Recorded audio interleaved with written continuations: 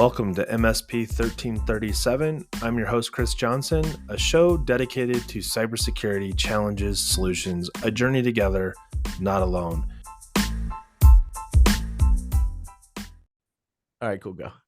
Welcome, everybody, to another episode of MSP 1337. It is that time of the month where we do the Fireside chat. That is the conversation between myself and the infamous Matt Lee of Pax8, where we talk about CIS safeguards and the stuff that's challenging you and your ability to adopt safeguards, or maybe not even adopt them as the challenge, but making sure that you're articulating back your understanding of the safeguards. And this month, we are talking about CIS Control 8 audit logs to keep them, not to flush them. Matt, give me your initial thoughts on CIS 8. Man, I'll give you that. That's a much better intro than the first time we didn't record this. That was our rehearsal, dress rehearsal. It was a rehearsal. It was our dress rehearsal. Yeah. So for anybody listening, we've already recorded this once, and so we've burned In all our the heads. good stuff potentially. Yeah.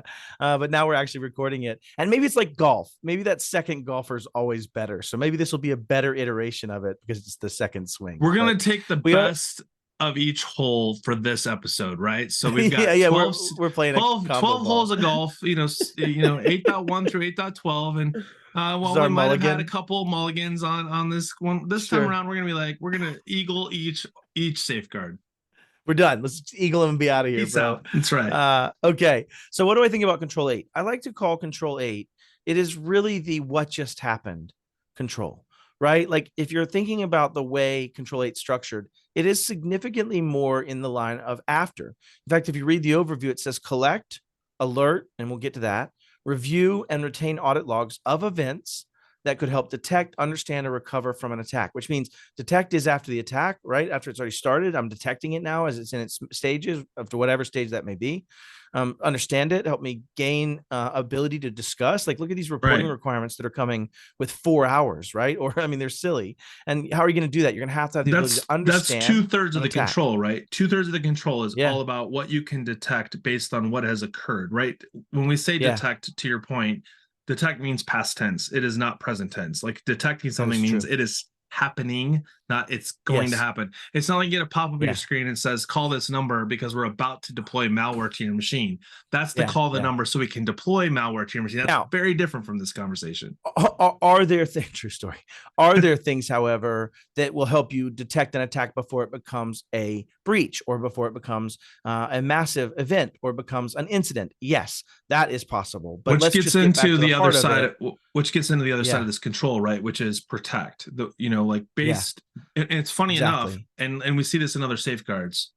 What do most safeguards have you, most controls have you do first? It says you need to have a process, you need to have a plan, and this one's no different. So we've talked about this a lot today in other Zoom and Teams conversations. We've seen each other more than our family today in just subject matter conversation. I think we're at like 6 hours today. So probably close to 6, for sure, more than 4. Something that was interesting though that's come up that I think is pertinent to share, and this is why we didn't record it the first time, was because we didn't have all of the data that we needed to spit back out. And that is like, why do we need to know some of the things that are in here? And I think one of the things that you've brought up more than once today as a result of, for those that don't know, that Matt's got this amazing initiative to really help vendors with the taxonomy of addressing what their products are capable of doing against the CIS safeguards. And so I think it's interesting as we're talking about this, obviously from a different lens. We're not talking about this from a vendor lens. We're talking about this from a implementation perspective, practitioner lens, right? And if you don't understand the taxonomy of a safeguard, you don't understand the intent behind it and what the expectations are to say, hey, you've done this well, now go on, go, you good and faithful servant, and prosper, etc.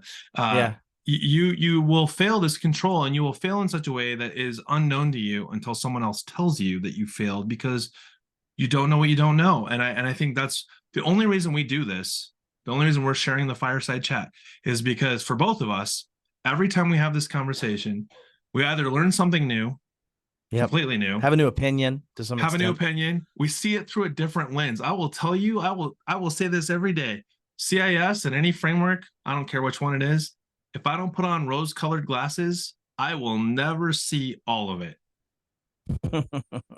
Or at least put on continuous different lenses of how I approach it. Yeah, like you constantly have to change them out, right? If you don't change them out and look, I have to see it through your lens. I remember when we started this conversation months ago, we joked, and in all transparency, all joking aside, the Chutes and Ladders and the Yellow Brick Road are two perspectives looking at the same safeguards. And I will say this to anybody listening: Matt has changed my perspective. And I know I could say this to anybody in the room. I have changed Matt's perspective. Not on everything. Yep.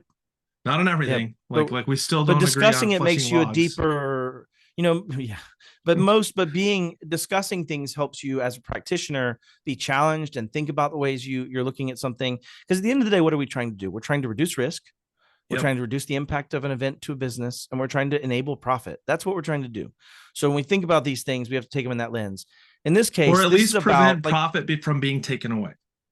100%. Yeah, it can go out the back door just as quick as it comes in the front door. Absolutely. Right? And I think when we think about this one, let's look at what we're talking about here. And we're talking about audit logs, right? So what is an audit log? An audit log, in the way they've kind of broken it down in the early language here, is really there's two types. There's system level things, stuff that's just happening all the time. It's system level events, and they're usually easy to capture, especially when you're thinking about it from a physical, asset perspective, a 1.1 perspective, when you're thinking about that at the physical level. And there's a second kind, which is your audit logs. And these are typically like user level events about things that are meaningful, that have some context inside the platform, right? User changes to things, administrative changes. That's what audit logs start getting into, is these user level events.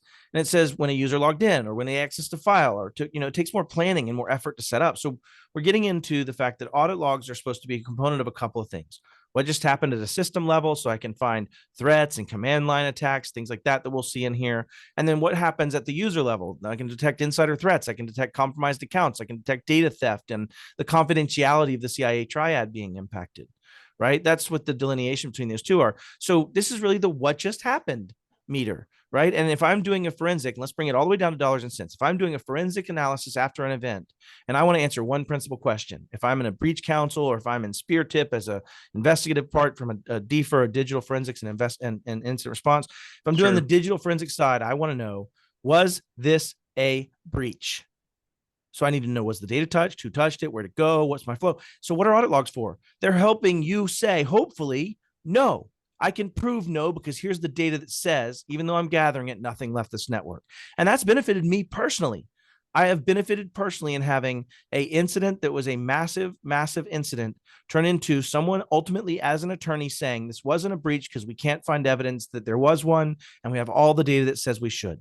So you can't say the B word anymore, because right now I have to now tell Apple that this is an explicit podcast. Really? No. Okay, but you use the B word over and over again. You sucked me in. But I think it's proper context. It is. And in this case, that's what they're trying to figure out. And logs are the answer. Now, they may also hang you, but they are definitely the only way you can prove what happened. And that's important. One thing to add right there. Yeah. So when you talk about it can hang you to, the double-edged sword that is anything that is, creating evidence. Proof. Yeah. Let's go back to the olden days, when we had to put things in the box, the file boxes that you go, okay, well, we're in discovery. Here's the 2 rooms full of boxes. Fill this with these papers. Right. And you have this many days to finish. So yeah. Audit logs are exactly the same thing, right? So if you're providing someone like, here's all the audit logs for the last 90 days, if it's not tuned logs, that's the same as filling rooms full of files. Well, let's get into what somewhat makes that, right? Let's so do 8.1, establish and maintain a process. This process is supposed to define the enterprise's logging requirements, like what am I going to log, what's sensitive ideally, right? Those kind of things. What matters? But it goes on to say at a minimum, address the collection, review, and retention of audit logs for enterprise assets. And now when we talked about this the first time, we kind of took a minute to meander to, this is really focusing on a physical asset at this point, right? This is talking about protection. It's talking about protection of assets, really mainly physical. Now you do get into audit logs for software assets and how that's configured and a lot of those things, but that really gets in service provider logs to a lot of cases. Right. You are very much right that it's identifying an asset, not in the sense of like data as an asset. Yes, that's fair. But it is the other pieces, where it flows, how it's conduited, where I can transact upon that data. Yeah. So it says in this, review and update document annually, right? We know that. And when things change that could impact it. Well, some of those changes are like if I get a new system that handles data or a different type of machine or a different asset class or all of those things. But I want to go on to 8.2, which is where the rubber hits the road. Well, before you do, you left something out. You use comma, pause, comma all the time. Space, comma. Yeah. And comma, there's space, or when significant enterprise changes. Yeah. Yeah. Well. No, you're going to go to the other one. No, it's the last one. It says the changes occur that could impact this safeguard. Correct.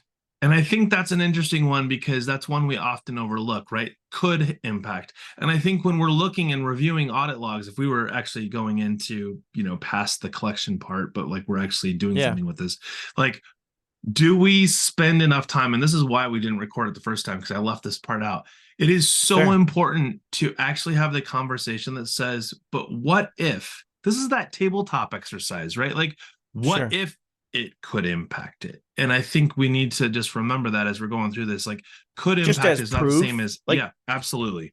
It's really kind of like show that you've done the thought exercise of what impact could happen. Like, it's very evident when you add a new product, right? That could impact the safeguard. Of course it does. New data flows there. It requires 2FA. I wonder what it stores. But what about could, right? And I think to your point there's other things that you can do inside an organization that might actually impact that, like processing more sensitive data on a less sensitive system at some point. That's a change that's occurred that now needs a different sensitivity. We'll get into that. Moving from local applications to cloud applications, where is it hosted? How do you know it's hosted? Yeah, how are we going to get that? What are we looking for in those? Do we need to write an exception to your point earlier? Now are we getting into third-party vendor management? Hope not, but like that could happen. Collect audit logs. And it just says that it's been enabled across the enterprise assets. Now, when we think about that, that's saying, turn them on. These are the first two IG1s. That is, have a plan and then execute said plan and collect them. Now, 8.3, you would think seems like a stupid one because it's like, hey, make sure you have enough audit log storage. But let's go back to their opening salvo. Well, that's 8.3. I'm saying when we go to 8.3, in 8.3, as we go to 8.3 and talk about ensuring audit log storage, so those are all the IG1s, these three IG1s. You're like, that doesn't seem like that would help because we're just collecting them 8.2. It does, because you're turning on new sources of logs. This is looking at it from a very at the host level implementation at this point. We're not centralizing yet. We haven't asked them to be collected. We've just asked them to be collected at the source, at the enterprise asset. And you have to make sure if you're going to add new logs, where I'm going to look at every time Chris signs in or signs out or locks his computer or opens up a new session of some sort, I want to have all that stuff in a place that has enough storage to deal with it. And I think you have to test this, right? Like, I don't think this is something you just go, ensure adequate storage. Like, if you haven't turned this on before, or maybe you have, but you're not at like that 90 days, which is kind of the minimum recommendation anymore. Like, we're not talking about like downloading MP3 files or like, your BitTorrent of the latest movies you want to watch. It doesn't seem like it's necessarily a lot. And what's interesting is you can have it max out whatever storage allocation you have, have it not actually say a word that, hey, I ran out of storage, so I started overwriting. Because it trims. No, you hit it exactly right, because you don't set this by time. You don't say how much storage, 90 days. You say how much storage, number. And after number, it starts trimming it, right? It starts clipping from the very beginning again. 500 meg seems like days unless there's bad stuff happening. Yeah. And so it is something to call out, to at least threat model, to think through how you're going to deal with this, to test, to show that you've done some testing. And as you really start thinking about it, this is another one of those examples, Chris, where what's really interesting about this is there's several controls where if you read on to IG2, you could approach IG1 differently. Like, let's say I had to collect audit logs at a central host. I know, you're that guy. We're making the argument the other direction right now, unfortunately. But yeah, the point is that if I collect audit logs and I'm now collecting it vis-a-vis, let's say, an EDR agent that's offloading it off to a syslog of some sort, right? It's just right. If I was doing it by that mechanism, I only need enough storage for the timeline of which the EDR is not able to upload and concatenate that storage. It should be real time. And so when you talk about having enough storage, it's really now done at a central place. Not me going, hey, let's make sure Sally's laptop on C has enough settings for 12 gigs of logs to make up for her. No, like I'm genuinely just making sure that the log storage is adequate to satisfy the application and its ability to upload it to the cloud and the bandwidth, all of those And I think conversations. really now, and So, we're at the end of IG1. I think you're really yeah, highlighting the importance, and we talked about this earlier today, why IG2 and even IG3, well, IG2 specifically for this mainly control. IG2, Yeah. I think really gives you the education you need for IG1. Right. And I think so we should pause for a moment just to let people know this. Like, I don't care where you're at in your journey with CIS, whether you think that you can only do IG1 or not. If you're not reading through Right. IG2 and 3, that shapes what you can do well in IG1 by reading through those things and getting context for like doing this well will help me later. Yeah, and we talked about that for hours today, right? I mean, joking aside, when you look at the lens of 5.2 and trying to apply a password manager, and what if I had read 5.6 first? What if I had read 5.6 before I read account management? What if I'd read 5.6 before I read most of that space in 6.1 and in 6.2, right? All of that stuff now happens in one central place, and my accounting of all the different systems that have authorization. I know we're drifting back y'all into 5 and 6, but the point is we have a lot of these scenarios, and in 8, that one for 8 is 8.9.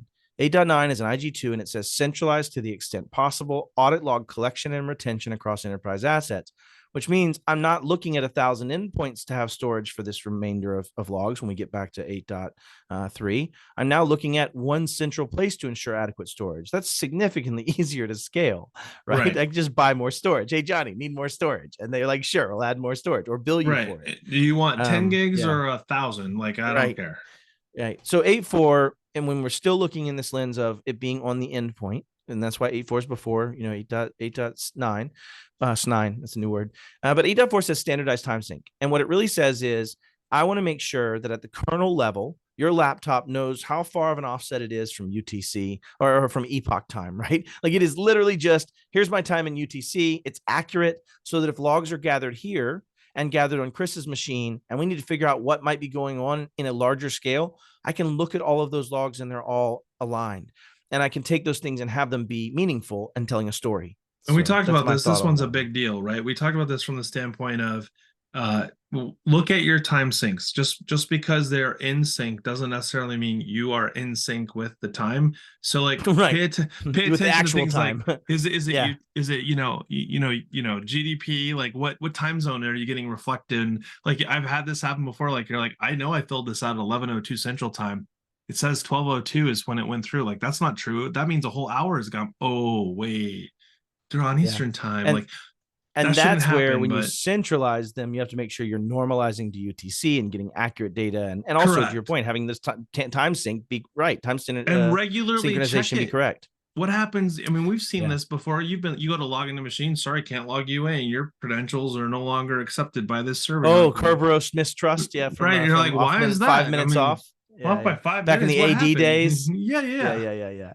Yeah. And I think it's gotten significantly better, especially in your modern OSs, but it still happens. And especially when you start talking IoT, when you start talking about network devices and things that aren't necessarily set to an NTP.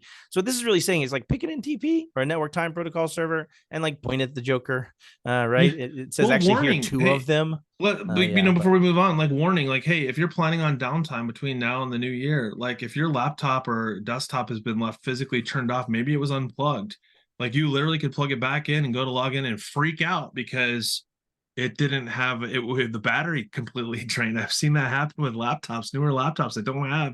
You remember that thing called a CMOS battery? Not all machines have those anymore. Goodness gracious, fun times, but not related directly to this other than the time offset. But right, the point being 8.5, collect detailed logs. Now, this is where you and I started talking about this earlier of saying, this is where it really matters is when you're talking about sensitive data. And this is one of the parts that kind of helps you understand this isn't log everything all the time, everything everywhere. It is based on the sensitivity of things being accessed, ensure that logging grows. And when they're saying collect detail, they say on assets containing sensitive data. And that could be a software asset, or that could be a physical asset, right, of some sort, or a virtual asset of some sort, but operating system based endpoint. Include event source, date, username, timestamp, source address, destination address, and other useful elements that could assist in a forensic investigation. What they're really getting into is like provide the data that's necessary to understand what happened. And make sure that it's in a consumable way and has very common fields. So that's one thing is to look at is how detailed are they? And when we're talking about this from a CIS perspective, I almost have to just follow their at least basic of, what do you consider detailed? Because those are other useful elements. Yeah, I feel like this is one that should be repeated. So 8.5, collect detailed audit logs, and we just talked through it in assisting in forensics investigation. But we're about to talk through the 8.6 through 8.8, which are all about collecting logs, right? Like, okay, but wait, we just did collect the detailed logs, but we didn't talk about it after we talked about those three. But those go hand in hand, right? Like, I almost feel like this is a safeguard. You could say maybe it gets used over and over again throughout the framework. I don't think so, because what I think they're trying to say here, and imagine you're reading this back in the lens of our taxonomy challenge, right? If we're looking at it from that perspective, this is almost always a lens 2 question. This is almost always something about your platform, about the things, can I collect this kind of data? Especially when you say other useful elements, because that's going to be things like, for example, we just did a talk about audit nightmares on my last game episode. It was out. And one of the audit nightmares she came up with is they were trying to assess a sampling of 25 interactions with a password manager by a pro services team. And that was the sampling they were looking for, is making sure that the processes were followed to create the creds, to delete the creds, all the things. The challenge was this audit log process didn't actually have anything that was other than a GUID. And after the user was gone, there was no map back. And then that GUID also referenced other GUID objects that don't exist anymore, instead of by a meaningful name, but by GUIDs. And that is an ephemeral source. So what ended up happening was you had to go in and pull up screenshots showing the native hierarchy one by one of 25 of these transactions, and then prove that the GUIDs used to tie back to this name and used to tie back to this transaction you've asked for in sampling.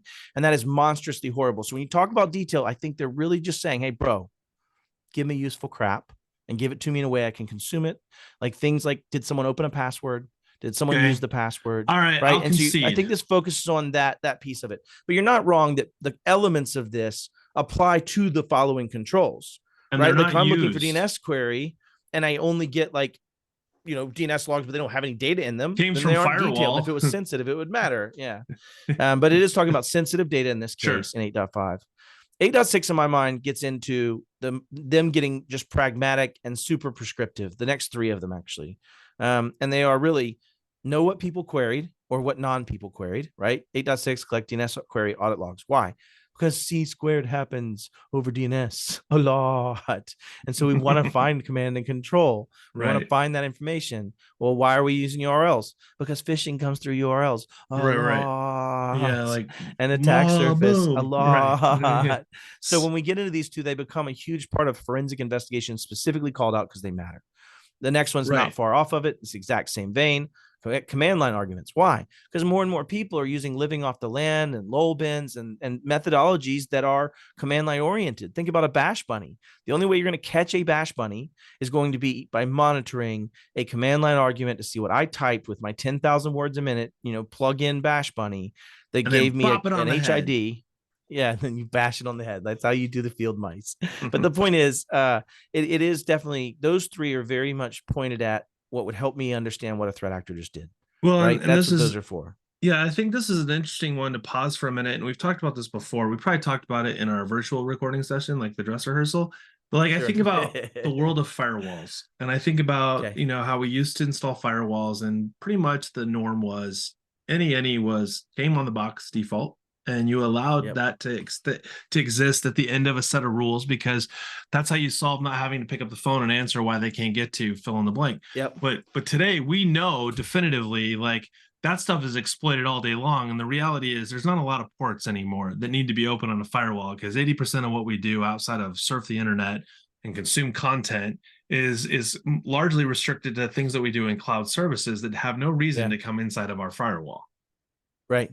And you're getting down to 4.5 again, right? Like 4.5 not only says implement a firewall and end users, but it also says, and get to default deny. And to your point, that doesn't typically happen, right? Like a lot of users don't go there, but this does help you figure out what did someone do? Because a lot of the ways I would attack you would be by simply doing things that EDR aren't going to pick up.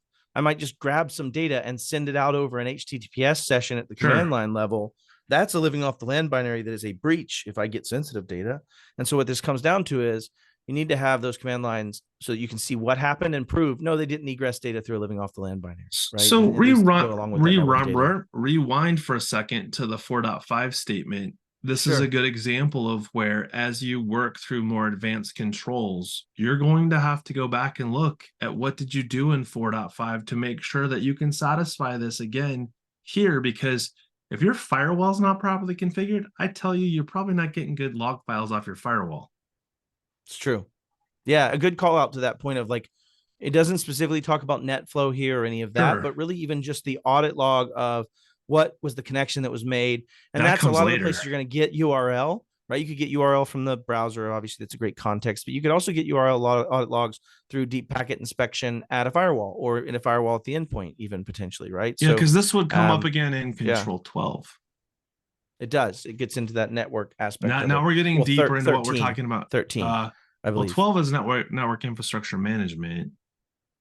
True. Yeah. Fair. So monitoring and defense, yes, to your point, from a security perspective. But like, this goes back to 4.5. We're talking about the configuration of a firewall. Fast forward to 8, we're looking at log coming files. back up in 8 somewhere. Yeah, and then you see it again. I like talking about this because I think one of the things that makes CIS so valuable is the way in which it's Tetris together, right? Yeah, like interdependent, right? Interdependent people.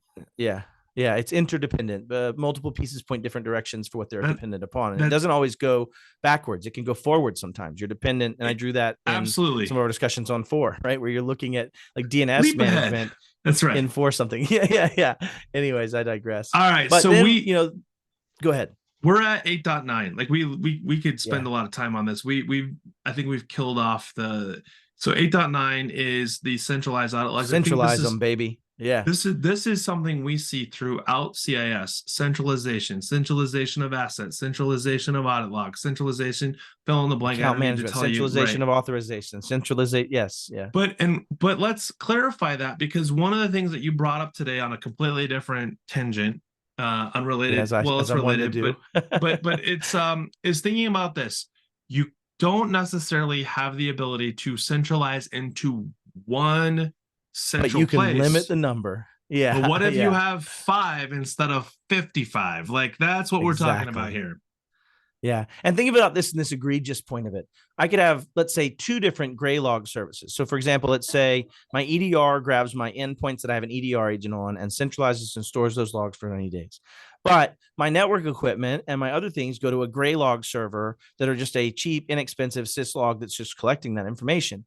Those 2, as long as the time's normalized, as long as you're doing 8.4, then those 2 things are centralizing comma space to the extent possible, comma space, audit log collection. And I said this earlier during my working group session or somewhere, heck, you never know with me, but one of the talks today that we're in, where really I could do that to 2 different locations and still meet the spirit of this control and the efficacy of this control. Because if you think about it from PCs, imagine when the audit logs were on all these PCs, and we have 1,000 of them. And so now I have 1,000 places to go look at logs, remote into this one, pull logs, versus I now have my EDR to go to and my syslog system to go to. I now went from 1,000 to 2. That's a good ratio of reduction. And so that's why I centralize. When you ask why centralize, it's because if I make the battle. Yeah. And well, when you think about it, somebody made this argument back, and we talked about this in 5.6 when you're talking about centralizing account management and SSO. But Matt, if I put all my stuff in one SSO and people attack it, they'll know where it is. And if they win everything ish. There's different ways to approach access and authorization as different conversations. But that said, I also know where to fight them. I also know where to protect it. I also know how to protect it. I know the battle line. It's not guerrilla warfare anymore. It's now back to a line up and shoot each other. And as long as I can win the shoot each other battle, I'm great. Stay on the road so you don't blow up. It's like, well, what if everything is the road? Wait, what? Yeah. So it's so I do think. Go ahead. Yeah, go ahead. No, I was going to say, doctor. All right, doctor. I was going to say this makes me think of something kind of interesting. You're talking about gray logging, and I remember having to do an implementation. I think it was Alert Logic. It's been a while, but it was a vendor's product that didn't natively support just capturing the log or accepting the logs just from whatever was outputting. But it gave me the tool that they referred to as a log collector that I could install that then allowed things that were in that environment that spoke that and language normalize them, to normalize the data. And then that took that data and then it dumped it to where I could that's what we did. And I think I think it's interesting to point out here, because don't try to boil the ocean, right? Like just because a product you have doesn't support everything you need it to doesn't mean that it can't work. And I think that's something that we see a lot of is, oh, well, I gotta get rid of this product because we put in this new firewall and it doesn't support it. And it's like, well, hold on, slow down. That's not entirely the case in most scenarios that would be true. So before you throw what they say, I want to use the baby bathwater thing. That seems like a terrible analogy. So like, don't what's the Dr. Pepper commercial? Just because on the first down they throw an interception doesn't mean you should say I'm no longer a fan and burn all of your memorabilia. Well, it's just the first step. What I love about this too, and I don't want to miss, I mean, yes, you got to start where you are, get better. 8.10 goes on to say retain for 90 days. We don't have to beleaguer that point, right? You want to hold it long enough. It pretty much is black and white that everything that you are doing today probably does not default to anything more than 2 weeks if it goes that far. Yeah, true story. So we do need to beleaguer that point. No. So change it if it's not 90 days. That's but I do want to hone in on this last one, 8.11. It's an IG2 control. Second to last one. But 8.11 is an IG2 control. And it says, conduct audit log reviews. Now, if you read this in your mind, you're already reading it to the last point, which says events that could indicate a potential threat.